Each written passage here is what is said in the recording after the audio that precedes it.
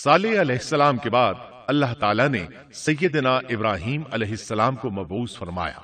ابراہیم علیہ السلام جد الانبیاء ہیں، عظیم المرتبت اور اولو العزم پیغمبر ہیں۔ آپ کے والد کا نام طارق تھا، جبکہ اس کا لقب آزر تھا۔ آزر مدد کرنے والے کو کہتے ہیں۔ یہ شخص اپنے قبیلے کے افراد کی مدد کیا کرتا تھا، غمخواری کرتا تھا، اس لیے اس کا لقب آزر مشہور ہو گیا تھا۔ قرآن مجید میں ابراہیم علیہ السلام کا قصہ 73 مقامات پر ذکر ہوا ہے۔ یہ 73 مقامات 25 سورتوں میں ہیں، اور یہ بات ابراہیم علیہ السلام کے بلند مرتبت ہونے پر دلالت کرتی ہے۔ ابراہیم علیہ السلام بھی سام بن نوح علیہ السلام کی نسل سے ہیں۔ آپ کی پیدائش عراق کے مشہور شہر بابل میں ہوئی۔ یہ عراق کے شمال میں واقع تھا اور آج بھی موجود ہے۔ بہت بڑا شہر ہے، اس وقت بھی بڑی آبادی پر مشتمل تھا۔ یہاں بت پرستی عام ہو چکی تھی۔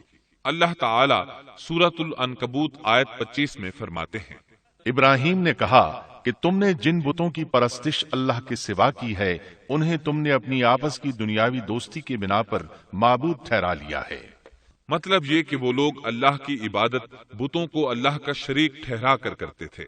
ابراہیم علیہ السلام نے اپنے باپ سے اور اپنی قوم سے کہا کہ یہ مورتیاں جن کے تم مجاور بنے بیٹھے ہو کیا ہیں؟ انہوں نے جواب دیا، ہم نے اپنے باپ دادوں کو انہی کی عبادت کرتے پایا ہے۔ اللہ تعالیٰ ان کے بارے میں فرماتے ہیں، اے نبی، انہیں ابراہیم علیہ السلام کا قصہ سنا دو جبکہ انہوں نے اپنے باپ اور اپنی قوم سے فرمایا، تم کس کی عبادت کرتے ہو؟ کہنے لگے، بتوں کی، ہم تو برابر ان کے مجاور بنے بیٹھے ہیں۔ ابراہیم علیہ السلام نے فرمایا، جب تم انہیں پکارتے ہو تو کیا وہ سنتے بھی ہیں یا تمہیں نفع اور نقصان پہنچا سکتے ہیں؟ انہوں نے کہا، یہ ہم کچھ نہیں جانتے، ہم نے تو اپنے باپ دادوں کو اسی طرح کرتے پایا ہے۔ مطلب یہ کہ یہ بت پرستی انہیں ورثے میں ملی تھی۔ وہ جن معبودوں کی عبادت کرتے تھے، نہ وہ ان کی پکار کو سنتے تھے، نہ ہی ان کے نفع و نقصان پر قادر تھے۔ اسی لیے ابراہیم علیہ السلام انہیں جھنجھوڑ رہے تھے، لیکن اندھی تقلید اور بشری عقل کے بیکار ہو جانے نے انہیں یہ سب سوچنے سے عاری کر دیا تھا۔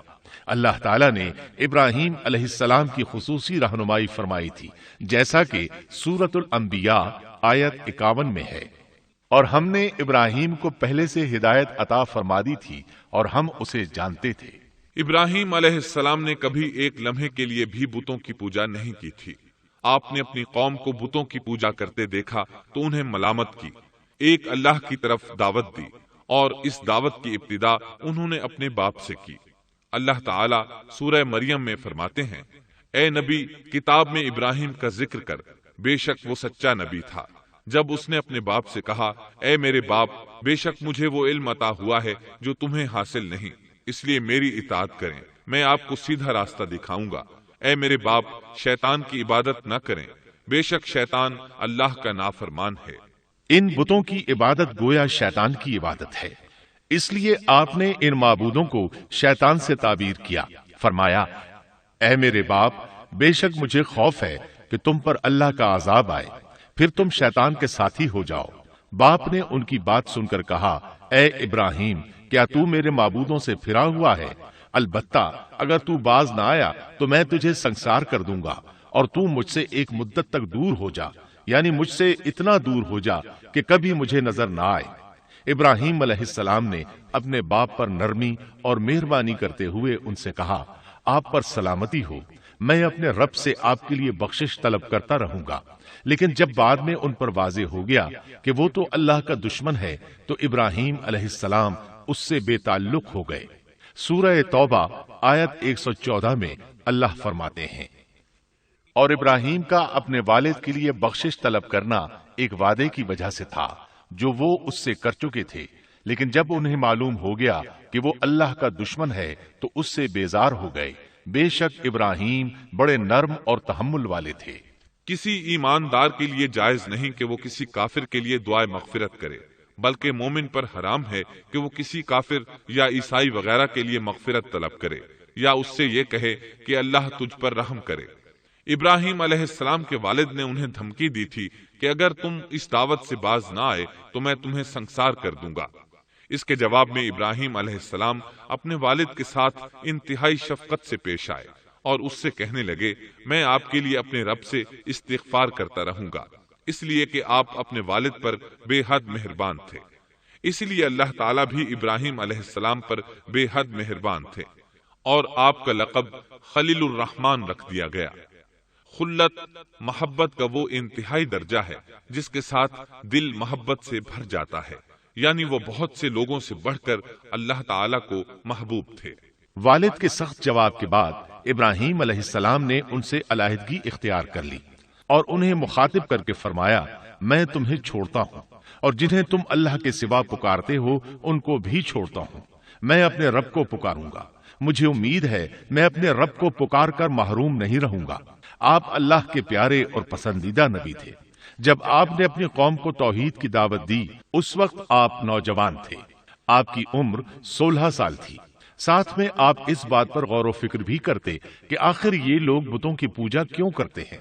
آپ کا دل ان کے شرک پر بہت کڑتا۔ آخر آپ نے مصمم ارادہ کر لیا کہ اس شر اور فساد کی جڑ کو کاٹ کر رہیں گے، یعنی ان بتوں کو توڑ کر رہیں گے۔ آپ اپنی قوم کو بتوں کو توڑ دینے کی دھمکی دیتے رہے۔ اس دھمکی کا ذکر اللہ تعالیٰ نے سورۃ الانبیاء آیت 57 میں کیا ہے، اور اللہ کی قسم میں تمہارے بتوں کا علاج کروں گا جب تم پیٹھ پھیر کر جا چکے ہوگے۔ یہ بات ابراہیم علیہ السلام نے پوشیدہ نہیں اعلانیہ کہی تھی۔ آخر انتظار کا وقت ختم ہوا، عید کا دن آ پہنچا۔ عید کے دن وہ لوگ صبح سویرے گھر سے نکلنے سے پہلے کھانا پکا کر اپنے معبودوں کے سامنے رکھتے تھے، پھر شہر سے باہر ایک میدان میں جمع ہوتے، وہاں کھیلتے کودتے خوشیاں مناتے، ناز سے چلتے پھرتے اور کھانا کھاتے۔ شام کو گھروں کی طرف آتے، صبح بتوں کے پاس جو کھانا رکھ گئے تھے اس کو اٹھاتے اور تبرک سمجھ کر کھا جاتے۔ اپنے معمول کے مطابق انہوں نے عید کی تیاری کر لی، لیکن ابراہیم علیہ السلام تیار نہ ہوئے، اس لیے کہ وہ تو ان کے ساتھ جانے کا ارادہ ہی نہیں رکھتے تھے۔ وہ لوگ جانے سے پہلے ابراہیم علیہ السلام کے پاس آئے اور کہنے لگے، کیا آپ ہمارے ساتھ نہیں جائیں گے؟ سیدنا ابراہیم علیہ السلام نے آسمان کی طرف نگاہ کی اور فرمایا، میں بیمار ہوں۔ یہ تمام واقعہ سورۃ الانبیاء آیات 51 تا 58 میں بیان ہوا ہے۔ یقیناً ہم نے ابراہیم کو پہلے سے ہدایت فرما دی تھی اور ہم اسے جانتے تھے، جبکہ اس نے اپنے باپ سے اور اپنی قوم سے کہا کہ یہ مورتیاں جن کے تم مجاور بنے بیٹھے ہو کیا ہیں؟ سب نے کہا، ہم نے اپنے باپ دادوں کو انہی کی عبادت کرتے پایا ہے۔ آپ نے فرمایا، پھر تو تم اور تمہارے باپ دادا سبھی یقیناً کھلی گمراہی میں مبتلا رہے۔ کہنے لگے، کیا آپ سچ مچ ہمارے پاس حق لائے ہیں یا یوں ہی مذاق کر رہے ہیں؟ آپ نے فرمایا، نہیں نہیں، در حقیقت تم سب کا پروردگار تو وہ ہے جو آسمان و زمین کا مالک ہے، جس نے انہیں پیدا کیا ہے۔ میں تو ایسی بات کا گواہ اور قائل ہوں، اور اللہ کی قسم میں تمہارے ان معبودوں کا علاج تمہاری غیر موجودگی میں کروں گا۔ پس اس نے ان سب کے ٹکڑے کر دیے، البتہ صرف بڑے بت کو چھوڑ دیا، یہ اس لیے کیا کہ وہ سب اس کی طرف لوٹے۔ ابراہیم علیہ السلام نے لوگوں کے ساتھ عیدگاہ جانے سے انکار کیا اور عذر پیش کیا کہ وہ بیمار ہیں۔ وہ لوگ آپ کو چھوڑ کر چلے گئے۔ بعد میں ابراہیم علیہ السلام ان بتوں کے پاس گئے، دیکھا کہ ان کے سامنے کھانا پڑا ہے۔ چونکہ سب لوگ کھانا لائے تھے اس لیے یہ کھانا بہت زیادہ تھا، لیکن ان جھوٹے معبودوں نے اسے کھانا تو درکنار اس کو چھوا تک نہ تھا۔ ابراہیم علیہ السلام نے انہیں مخاطب کر کے کہا، یہ اتنا کھانا تمہارے سامنے پڑا ہے، تم اس کو کھاتے کیوں نہیں؟ تمہیں کیا ہو گیا کہ بات تک نہیں کرتے؟ پھر پوری قوت سے دائیں ہاتھ سے کلہاڑا مار کر ان کے ٹکڑے ٹکڑے کر دیے، لیکن بڑے بت کو چھوڑ دیا تاکہ سب اسی کی طرف رجوع کریں۔ تمام چھوٹے بتوں کو توڑ کر کلہاڑا اس بڑے بت کے کندھے پر رکھ دیا۔ مشرکین میلے سے لوٹے تو دیکھا ان کے سارے معبود اوندھے منہ ٹوٹے پھوٹے پڑے ہیں، ان کے تمام معبودوں کو توڑ دیا گیا تھا۔ وہ حیران رہ گئے کہ یہ کیسے ہو گیا، کس نے کیا؟ کہنے لگے، یہ کام کس ظالم کا ہے؟ اس نے ہمارے معبودوں کی توہین کی ہے۔ اس وقت جن لوگوں نے ابراہیم علیہ السلام کا وہ کلام سنا تھا انہیں ان کا خیال آ گیا۔ کہنے لگے، وہ نوجوان جس کا نام ابراہیم ہے اسے ہم نے اپنے بتوں کی مذمت کرتے سنا ہے۔ اللہ کی قدرت کہ ابراہیم علیہ السلام کا جو مقصد تھا وہ خود بخود پورا ہو رہا تھا۔ قوم کے لوگ مشورہ کر رہے تھے کہ سب کو جمع کرو اور اسے بلاؤ، پھر اسے سزا دو۔ چنانچہ تمام اہل باطل چھوٹے بڑے جمع ہو گئے، کارروائی شروع ہو گئی۔ کہنے لگے، اے ابراہیم، ہمارے معبودوں کے ساتھ یہ لغو حرکت تو نے کی ہے۔ ابراہیم علیہ السلام نے جواب دیا، یہ کام تو اس بڑے بت کا ہے، مجھ سے کیوں پوچھتے ہو؟ تم اپنے معبودوں سے کیوں نہیں پوچھ لیتے کہ ان کے ٹکڑے کس نے اڑائے ہیں؟ ابراہیم علیہ السلام کا جواب سن کر وہ سب سوچ میں پڑ گئے، پھر کہنے لگے، ہم نے بڑی غلطی کی، اپنے معبودوں کے پاس کسی کو حفاظت کے لیے نہیں چھوڑا۔ اس قدر واضح بات محسوس کر کے بھی وہ ظالم ایمان نہ لائے، بلکہ شیطان نے ان کے دلوں میں وسوسہ ڈالا اور انہوں نے غور و فکر کر کے کہا، اے ابراہیم، کیا تمہیں علم نہیں؟ یہ تو بے زبان ہیں، یہ بول نہیں سکتے۔ اب ابراہیم علیہ السلام نے فرمایا، تب پھر تم اللہ کے سوا اس چیز کی عبادت کرتے ہو جو تمہیں کچھ بھی نفع نہ دے سکے اور نہ نقصان پہنچا سکے۔ تعجب ہے تم پر اور ان پر بھی جنہیں تم اللہ کے سوا پکارتے ہو، کیا تم میں بالکل عقل نہیں؟ اس طرح ابراہیم علیہ السلام نے ان پر حقیقت خوب اچھی طرح واضح کر دی۔ ان سے فرمایا، تم ان کی پوجا کرتے ہو جن کو تم خود تراشتے ہو، یعنی ان کا حال تو یہ ہے کہ تم نے ان کو خود اپنے ہاتھوں سے تراشا اور ان کی عبادت کرنے لگے، جبکہ تمہیں اور تمہاری بنائی ہوئی چیزوں کو اللہ ہی نے پیدا کیا ہے۔ ابراہیم علیہ السلام نے ایک کلہاڑے کی مدد سے ان سب بتوں کو تہس نہس کر دیا تھا۔ یہ اس بات کی واضح ترین نشانی تھی کہ یہ بالکل بے بس ہیں، لیکن اس واضح نشانی کے باوجود وہ اپنے کفر ہی پر ڈٹے رہے اور لگے ابراہیم علیہ السلام کو دھمکیاں دینے۔ کہنے لگے، اس کے لیے ایک آتش کدہ بناؤ اور اسے اس دہکتی آگ میں ڈال دو۔ پھر ان لوگوں نے ایک چٹیل میدان کا انتخاب کیا جہاں مٹی نام کی کوئی چیز نہیں تھی۔ اس میدان کو پتھروں کی باڑ کے ساتھ گھیر دیا گیا۔ پھر سب لوگوں کو حکم دیا گیا کہ وہ لکڑیاں جمع کر کے اس گھیری ہوئی جگہ میں رکھیں۔ چنانچہ سب لوگ لکڑیاں جمع کر کے وہاں لانے لگے، یہاں تک کہ عورتوں اور بچوں نے بھی اس کام میں بڑھ چڑھ کر حصہ لیا۔ میدان میں اتنی لکڑیاں جمع ہو گئیں کہ زمین نظر نہیں آتی تھی۔ یہ لکڑیاں زمین پر ایک اونچی دیوار محسوس ہوتی تھیں۔ پھر ان لکڑیوں کو آگ لگائی گئی۔ جب آگ کے شعلے آسمان سے باتیں کرنے لگے تو انہوں نے ابراہیم علیہ السلام کو آگ میں ڈالنے کے لیے ایک جھولا تیار کیا۔ اس میں سیدنا ابراہیم علیہ السلام کو رکھا گیا۔ اس وقت آپ نے یہ دعا پڑھی، ہمیں اللہ کافی ہے اور وہی بہترین کارساز ہے۔ یہ کلمہ ہر محتاج اور مصیبت زدہ کو پڑھنا چاہیے۔ بخاری میں ہے، رسول اللہ صلی اللہ علیہ وسلم نے فرمایا، حسبنا اللہ و نعم الوکیل ابراہیم علیہ السلام نے اس وقت فرمایا تھا جب انہیں آگ میں پھینکا جانے لگا تھا۔ مطلب یہ کہ ہم اللہ ہی پر بھروسہ کرتے ہیں، اس کے سوا ہمارا کسی پر بھروسہ نہیں۔ بعض روایات میں یہ بھی ہے کہ جب ابراہیم علیہ السلام کو آگ میں ڈالا جانے لگا تو جبریل علیہ السلام آئے اور کہا، اے ابراہیم، کوئی حاجت ہے تو میں حاضر ہوں۔ ابراہیم علیہ السلام نے فرمایا، اگر تم اپنی مرضی سے آئے ہو تو مجھے تمہاری کوئی ضرورت نہیں۔ ایک دوسری روایت میں ہے کہ بارش کے فرشتے نے حاضر ہو کر کہا تھا، اے ابراہیم، مجھے حکم دیجئے، میں بارش برسا کر اس آگ کو بجھا دوں۔ لیکن ایسی تمام روایات ضعیف ہیں۔ یوں بھی اللہ کا حکم ان سے پہلے کام کرنے والا تھا۔ اللہ تعالیٰ سورہ انبیاء آیت 69 اور 70 میں فرماتے ہیں، ہم نے کہا، اے آگ ابراہیم پر ٹھنڈی ہو جا اور سلامتی والی ہو جا۔ گو انہوں نے ابراہیم کا برا چاہا لیکن ہم نے انہیں ہی نقصان پانے والا کر دیا۔ چنانچہ جب ابراہیم علیہ السلام کو آگ میں ڈالا گیا تو وہ ٹھنڈی ہو گئی۔ ابن عباس رضی اللہ عنہما فرماتے ہیں، اگر اللہ تعالیٰ آگ سے یہ نہ فرماتے کہ سلامتی والی ٹھنڈی ہو جا تو وہ اس قدر سرد ہو جاتی کہ اس کی ٹھنڈک سے تکلیف محسوس ہوتی۔ گویا آگ بھی اللہ کے حکم کے بغیر نہیں جلا سکتی، چھری اللہ کے حکم کے بغیر نہیں کاٹ سکتی، اس لیے کہ یہ بھی اللہ کی مخلوق ہیں اور ان کی قدرت بھی اللہ کے پاس ہے۔ وہ چاہے تو ان کو قدرت عطا کر دے، چاہے تو قدرت واپس لے لے۔ آگ کو ٹھنڈا ہونے کا حکم ہوا، وہ ٹھنڈی ہو گئی۔ اس نے نہ ابراہیم علیہ السلام کے کپڑے جلائے، نہ جسم کے کسی حصے کو کوئی نقصان پہنچایا، صرف وہ رسیاں جلائیں جن سے آپ کو باندھا گیا تھا۔ سبحان اللہ۔ لوگ آگ کے گرد اس انتظار میں کھڑے تھے کہ جو ہی انہیں آگ میں پھینکا جائے گا وہ جل کر راکھ ہو جائیں گے۔ لیکن وہ یہ دیکھ کر حیران رہ گئے کہ ابراہیم علیہ السلام بڑے ناز سے آگ کے درمیان بیٹھے ہیں۔ بعض روایات میں ہے کہ ابراہیم علیہ السلام فرمایا کرتے تھے، مجھے ان دنوں جو راحت اور سکون حاصل تھا ویسا آگ سے نکلنے کے بعد نہیں ہوا۔ لوگ اس معجزے کو دیکھ کر حیرت زدہ تھے۔ پھر ابراہیم علیہ السلام آگ سے نکلے۔ اتنا بڑا معجزہ دیکھنے کے باوجود لوط علیہ السلام کے سوا کوئی شخص پورے بابل شہر سے ان پر ایمان نہ لایا۔ اللہ تعالیٰ فرماتے ہیں، پس ابراہیم پر لوط ایمان لائے۔ مطلب یہ کہ پوری بستی سے لوط علیہ السلام تھے جو آپ پر ایمان لائے تھے، باقی تمام لوگ کفر ہی پر ڈٹے رہے۔ ابراہیم علیہ السلام ان کا رویہ دیکھ کر نا امید ہو گئے کہ اس سے بڑھ کر یہ کون سا معجزہ دیکھنا چاہتے ہیں۔ ان کے بتوں کو توڑ دیا گیا، اپنی آنکھوں سے اللہ کی نشانی ان لوگوں نے دیکھی، پھر بھی یہ ایمان نہیں لائے، چنانچہ آپ نے وہاں سے ہجرت کا ارادہ فرما لیا۔ اس وقت بابل پر نمرود نامی بادشاہ کی حکومت تھی۔ کہا جاتا ہے کہ زمین کے بیشتر حصے پر اسی کی حکمرانی تھی۔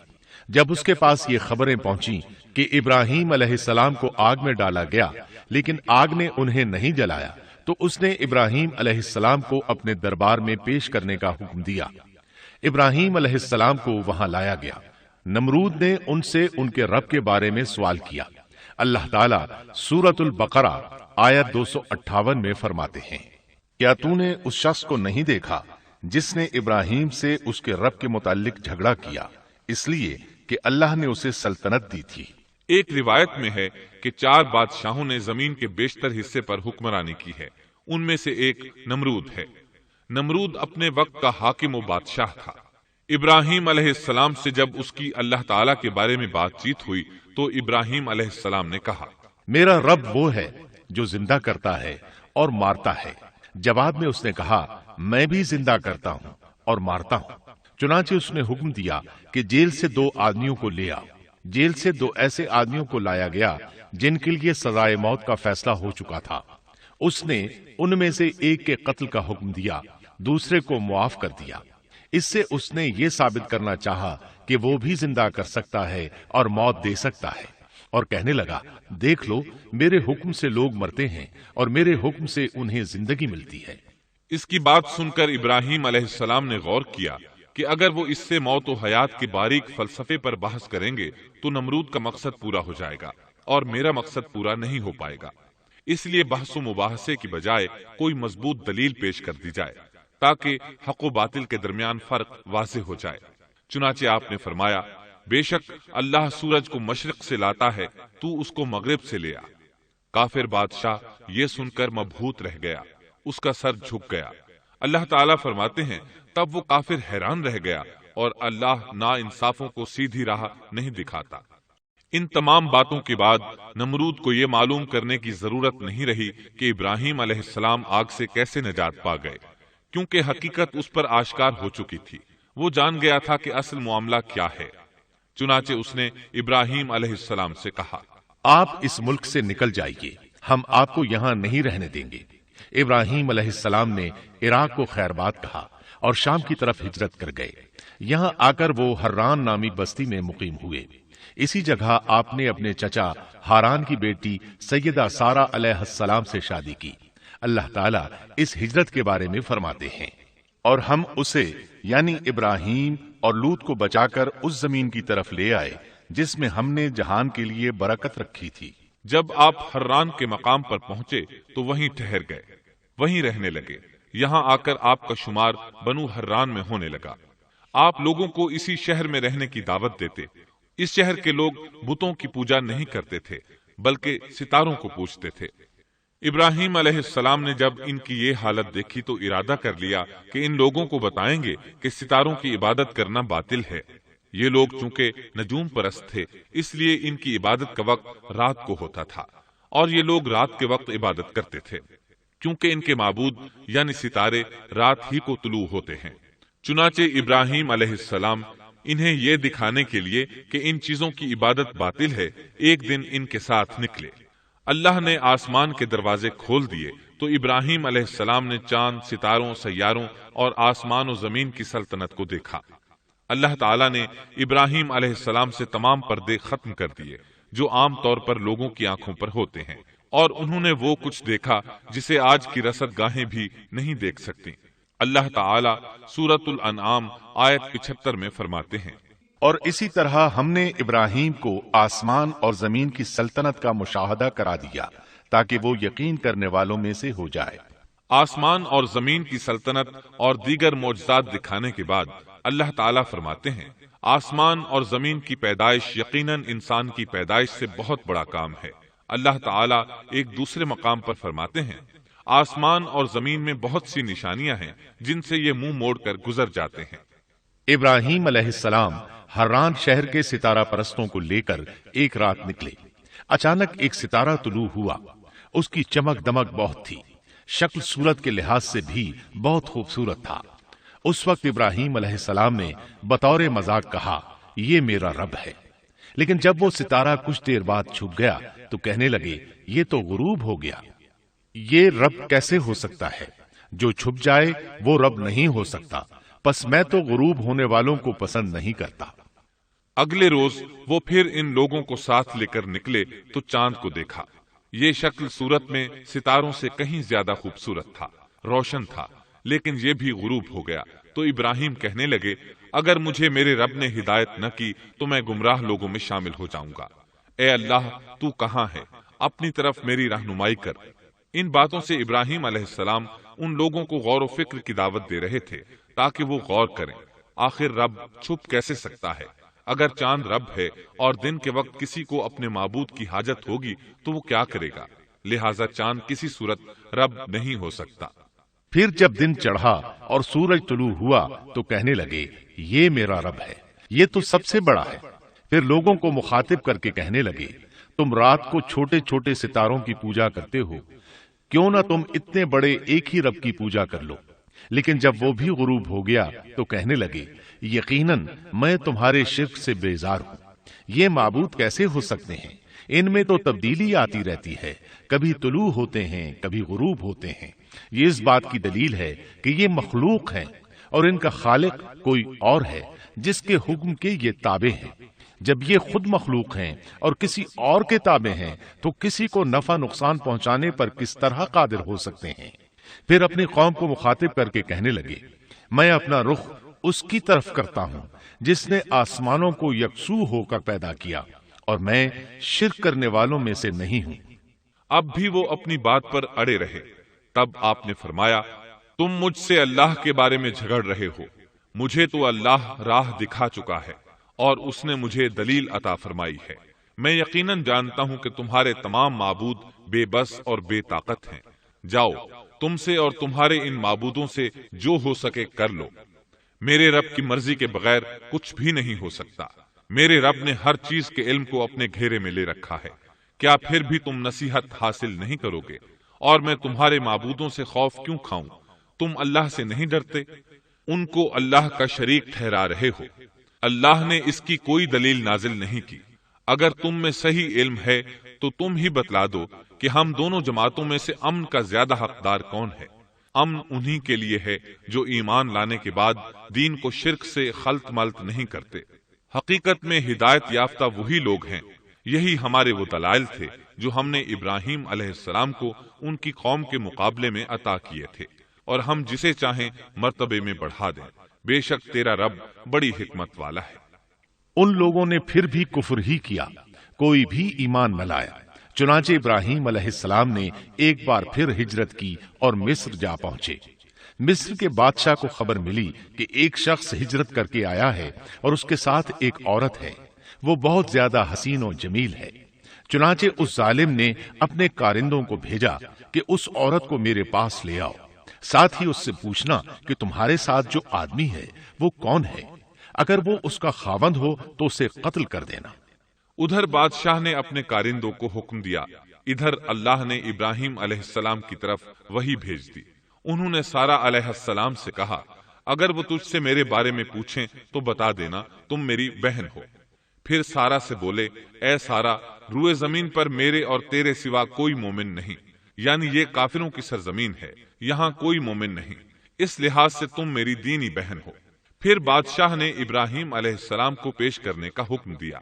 اس نے آپ سے پوچھا، یہ عورت کون ہے؟ آپ نے فرمایا یہ میری بہن ہے۔ اس طرح ابراہیم علیہ السلام کی زندگی میں 3 موقع ایسے آئے کہ انہوں نے اللہ کے دین کی حمایت اور مدافعت کے لیے توریہ کیا۔ توریہ کا مطلب یہ ہے کہ واقعہ کچھ اور ہو لیکن کوئی شخص کسی خاص مصلحت کی وجہ سے اسے 2 معانی والے الفاظ کے ساتھ اس انداز میں بیان کرے کہ سننے والا اس واقعہ کو نہ سمجھ سکے بلکہ اس کا ذہن خلاف واقعہ چیز کی طرف منتقل ہو جائے۔ شریعت نے بعض مخصوص حالات میں اس کی اجازت دی ہے۔ وہ 3 مواقع جہاں ابراہیم علیہ السلام نے توریہ فرمایا ان کی وضاحت کچھ اس طرح ہے۔ ایک یہ کہ آپ نے میلے پر نہ جانے کی غرض سے ان لوگوں سے کہا تھا کہ میں بیمار ہوں۔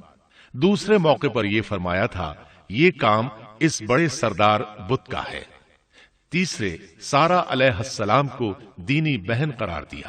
اس ظالم بادشاہ نے سارہ علیہ السلام کو اپنی تحویل میں لے لیا۔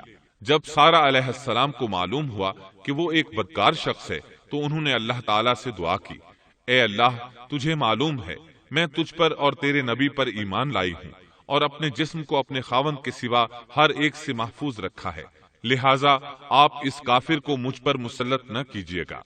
چنانچہ اس کافر بادشاہ نے جب سیدہ سارہ کو پکڑنے کے لیے اپنا ہاتھ بڑھایا تو اس کا ہاتھ شل ہو گیا اور اپنی جگہ پر جم گیا۔ وہ لگا چیخ پکار کرنے، اس میں اتنی طاقت نہ رہی کہ اپنے ہاتھ کو حرکت دے سکے۔ اس کی آواز سن کر اس کے محافظ بھاگے ہوئے آئے، انہوں نے اس کے ہاتھ کو چھڑانا چاہا لیکن چھڑا نہ سکے۔ اس کی یہ حالت دیکھ کر سیدہ سارہ خوف زدہ ہو گئیں۔ انہوں نے سوچا اگر یہ مر گیا تو لوگ کہیں گے اسے میں نے قتل کیا ہے۔ چنانچہ انہوں نے اللہ سے دعا کی کہ اسے چھوڑ دیا جائے۔ اللہ تعالیٰ نے آپ کی دعا قبول کر لی، اس کا ہاتھ ٹھیک ہو گیا، لیکن وہ ظالم پھر بھی نہ ڈرا۔ اس نے ایک بار پھر آپ کی طرف ہاتھ بڑھایا، اس کا ہاتھ پھر شل ہو گیا۔ سیدہ سارہ نے پھر دعا کی، وہ دوبارہ ٹھیک ہو گیا، وہ پھر بھی باز نہ آیا۔ تیسری بار پھر اس نے ان کی طرف ہاتھ بڑھایا، اس بار بھی اس کا ہاتھ شل ہو گیا۔ اب وہ سیدہ سارہ علیہ السلام سے کہنے لگا، اب کی بار اگر تو مجھے اس مصیبت سے نجات دلائے گی تو میں تجھے چھوڑ دوں گا اور کبھی تیرے آڑے نہیں آؤں گا۔ چنانچہ سیدہ سارہ علیہ السلام نے اللہ تعالی سے دعا کی، وہ ٹھیک ہو گیا۔ تب اس نے اپنے کارندوں کو آواز دی اور ان سے بولا، تم میرے پاس کسی انسان کو نہیں بلکہ سرکش جن کو لائے ہو۔ پھر اس نے انہیں رہا کر دیا، عزت و اکرام سے رخصت کیا اور ان کی خدمت کے لیے اپنی بیٹی ہاجرہ کو ساتھ کر دیا۔ سارہ علیہ السلام واپس لوٹیں تو دیکھا کہ ابراہیم علیہ السلام نماز پڑھ رہے ہیں۔ نماز کے بعد انہوں نے پوچھا، سارہ، اس نے تمہارے ساتھ کیا سلوک کیا؟ سیدہ سارہ علیہ السلام نے سارا واقعہ سنا دیا۔ سن کر آپ نے فرمایا، الحمدللہ۔ پھر بولے، اب ہم یہاں نہیں رہیں گے بلکہ واپس جائیں گے۔ چنانچہ آپ ایک بار پھر فلسطین میں آ گئے، وہیں اپنی زندگی بسر کرنے لگے۔